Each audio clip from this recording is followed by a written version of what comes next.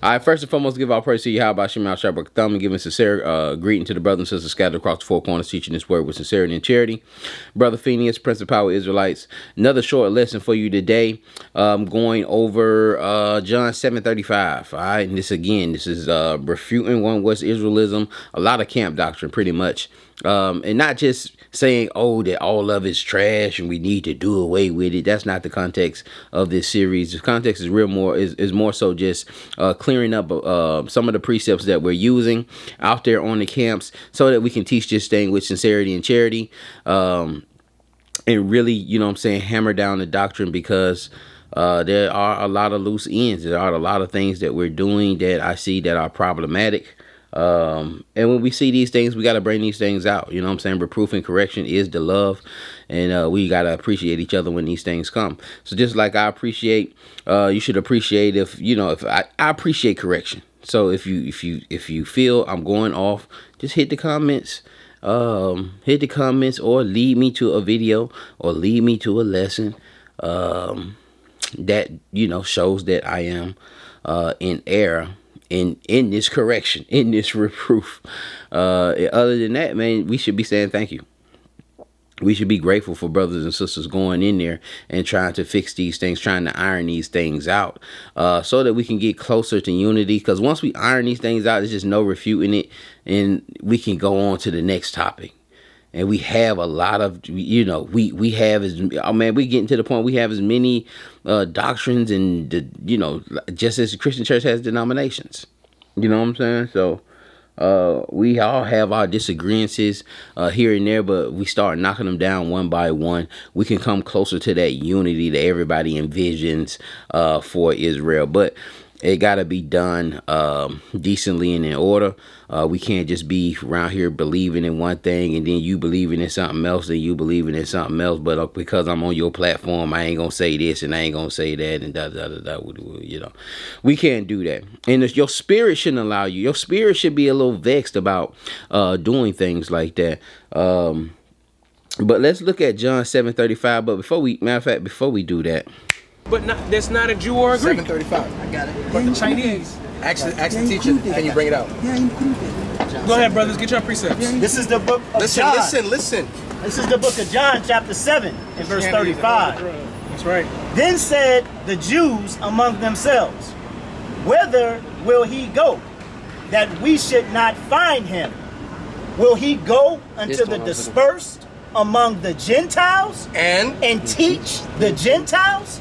What is his purpose of going amongst the Gentiles? Who is he trying to reach? The dispersed. The dispersed amongst the Gentiles. The dispersed. Let me see John, that. 7 and 35. The dispersed. This is John. 7:35. The dispersed amongst the Gentiles. Who would be Israelites. What is Israelites? So he didn't go to teach the actual heathen. All right, so we see a lot of times, when we out there and we're trying to make the text say something that it doesn't really say, we'll get to the point where we'll use our tones almost to teach. Sometimes, and we'll read a lot of text with the wrong tone, i.e., an example, Joseph, when he said, when the Israelites came back, when his brothers came back, and finally realized that, that was the one that they betrayed and that they needed him and that, that this brother was even willing to forgive him, bring him back in, etc. Joseph said, y'all meant it for evil, but God meant it for good. And if we put our context on it, well, God, you meant it for evil, but God meant it for good. You know what I'm saying? If we can put that context on it. A lot of times that's, how a lot of people read it. But if you are reading it from, Joseph and understanding his characteristics, you meant it, don't worry, brothers, you meant it for evil, but God meant it for good. It gives a different tone. It gives a different meaning to the scripture. And sometimes out there at camps, we would do, so we seen the speaker kind of, and the dispersed. I mean, and teach the Gentiles. When you see brothers do that, when you start doing that, you gotta, you know what I'm saying, what all these little memes going on, red flag, you know what I'm saying, you gotta be careful. You gotta be careful with that thing, man. You gotta be careful with that thing.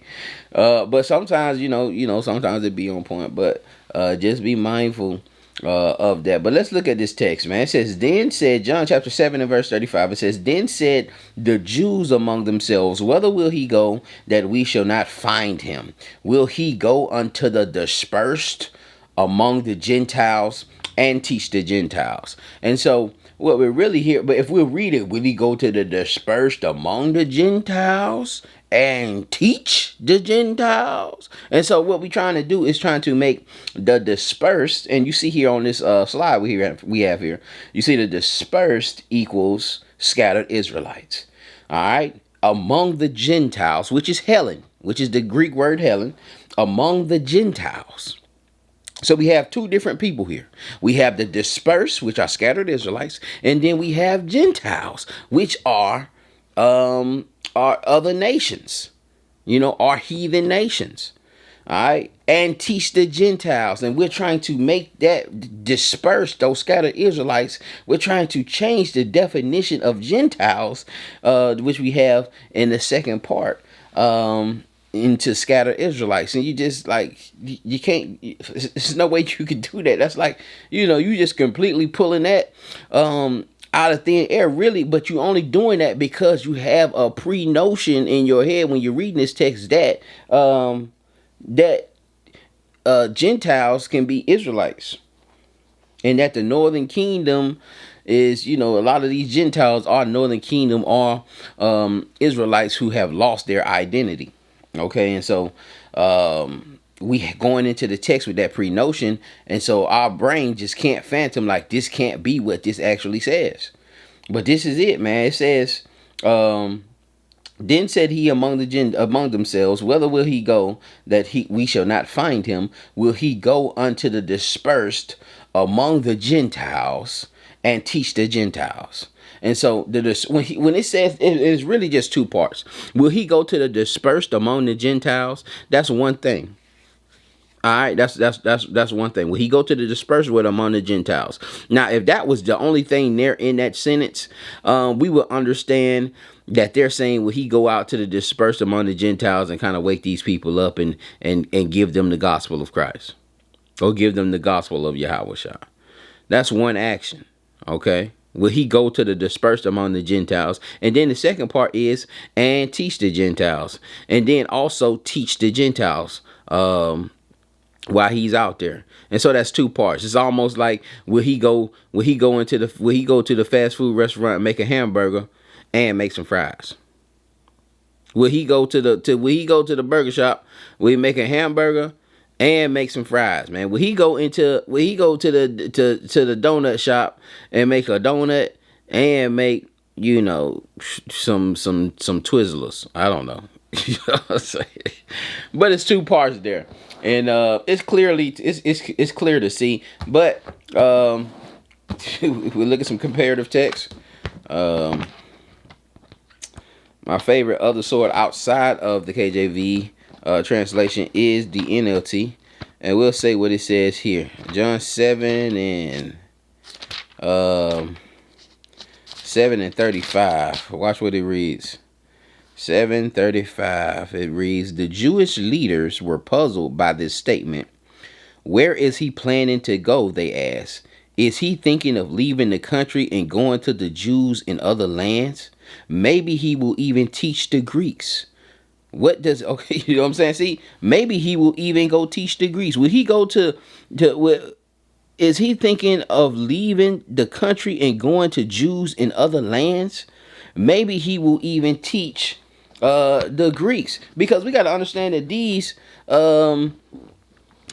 are Pharisees, Sadducees, that are having this conversation among themselves, trying to figure out, you know what I'm saying, what does he mean by this?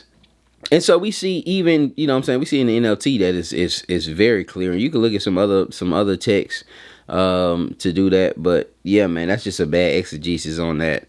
That is talking about, you know, him even teaching the Gentiles, having And that would be amazing at that point in that ministry, in Yahweh's ministry, to go to, because that wasn't what he was doing.